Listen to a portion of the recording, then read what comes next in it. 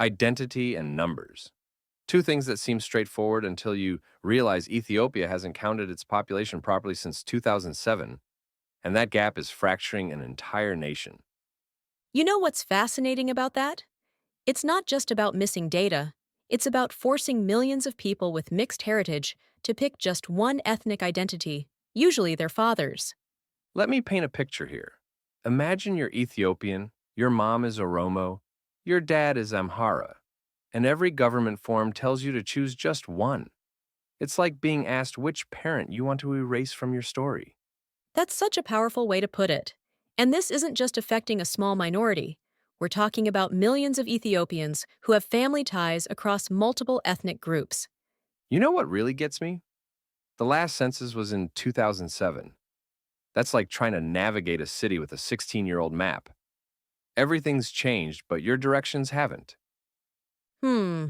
And in that information vacuum, what's filling the space? Well, it's exactly what you'd expect. Rumors, political manipulation, and competing claims. Different ethnic groups are all claiming they have the majority, but nobody has the numbers to prove it. So if we look at the current system, it's basically forcing a 20th century template onto a 21st century reality, right? Exactly. And here's where it gets really interesting. This isn't just about paperwork. When you pretend these ethnic lines are solid walls instead of permeable membranes, you create artificial divisions in communities that have been mixing and intermarrying for centuries. That reminds me of something I read about marketplace dynamics in Ethiopia, how trading networks have historically crossed ethnic boundaries for generations. Oh, that's fascinating, because it shows how the official system is completely disconnected from how people actually live their lives. You've got families sharing meals across ethnic lines, speaking multiple languages, celebrating each other's festivals. Well, here's what I find particularly troubling. When you don't have accurate data, every resource allocation becomes a potential flashpoint, doesn't it? Absolutely right. Think about it. How do you fairly distribute budgets, seats in parliament, or services when you don't even know how many people you're serving? It's like trying to split a pie without knowing how many guests are coming to dinner. That's such a clear way to explain why this matters beyond just statistics. And here's where the solution gets interesting. The proposal to allow people to identify as mixed Ethiopian or select multiple ethnicities. It's such a simple change that could have profound effects. Could you break down how that would actually help in practice? Well, first, it breaks this zero sum game mentality. When millions of people can officially identify with multiple groups, suddenly the idea of one ethnic group winning over another becomes meaningless. That makes so much sense. It's hard to maintain an us versus them narrative when there's so much us in them, and vice versa. Exactly.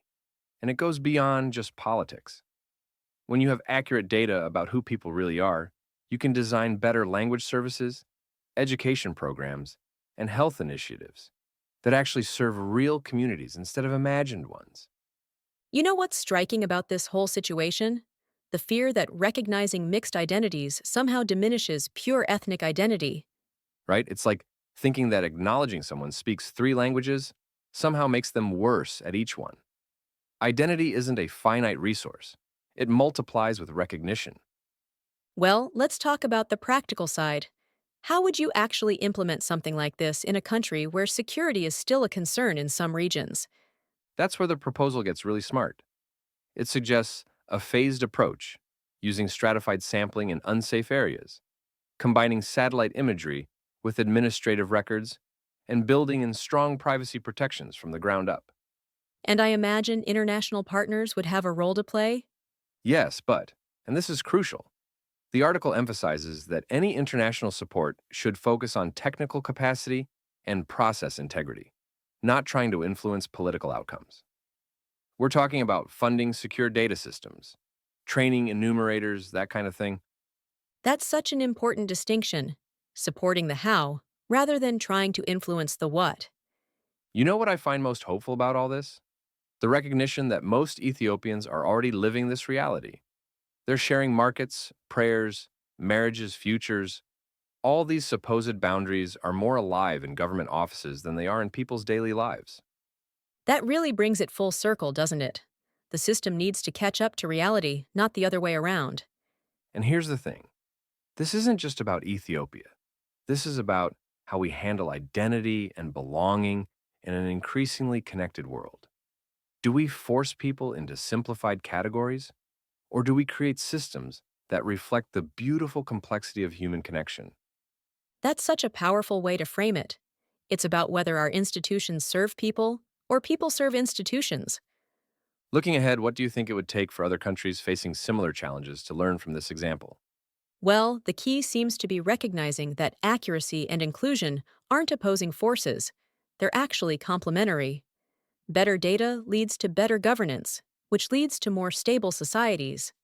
And that's really what this all comes down to, isn't it? When we count people as they truly are, we're not just collecting numbers. We're acknowledging their dignity, their complexity, their humanity. Sometimes, the most revolutionary act is simply telling the truth about who we are. That's such a perfect way to wrap this up. The power of being counted as you are, not as others wish you to be. Well, that's all for today, everyone. Remember, sometimes the simplest questions, who are you? And how many of us are there? Can be the most profound. Thanks for joining us.